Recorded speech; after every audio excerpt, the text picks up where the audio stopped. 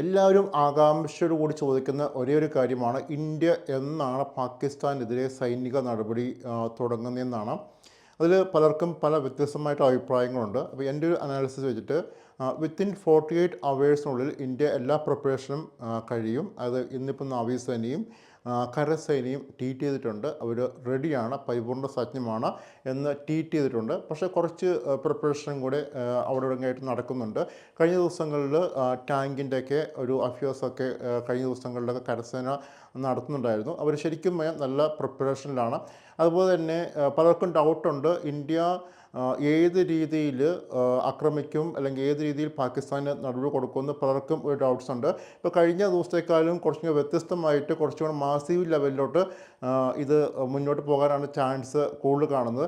അതിനായിട്ട് നമുക്ക് പറയാൻ പറ്റുന്ന കാര്യങ്ങൾ ഇസ്രായേലിൻ്റെയും അതുപോലെ തന്നെ US-ൻ്റെയും 2 വിമാനങ്ങൾ ജയ്പൂർ സ്പോട്ട് ചെയ്തിട്ടുണ്ട്. ജയ്പൂർ വന്ന് ലാൻഡ് ചെയ്തിട്ടുണ്ട്. ഇതിൻ്റെയൊക്കെ ഒരു അർത്ഥം എന്ന് പറയുമ്പം ശരിക്കും പറയുന്നുണ്ടെങ്കിൽ ഇതിനകത്ത് ശരിക്കും ഒരു അടി കൊടുക്കാൻ വേണ്ടി തന്നെയാണ് ഇന്ത്യ നോക്കുന്നത്. അപ്പോൾ നമുക്ക് നോക്കുമ്പം 48 അവേഴ്സിനുള്ളിൽ ഏറെക്കുറെ പ്രിപ്പറേഷൻ കഴിയും.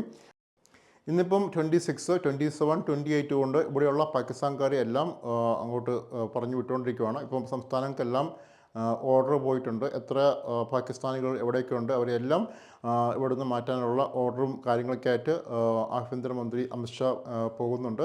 അപ്പം ഒരു 48 അവേഴ്സിനുള്ളിൽ എന്താണെങ്കിലും കാണില്ല, ഒരു 4-5 ദിവസത്തിനുള്ളിൽ തീർച്ചയായിട്ടും നടപടികൾ ഉണ്ടാകുമെന്ന് തന്നെയാണ് നമുക്ക് മനസ്സിലാക്കാൻ പറ്റുന്നത്.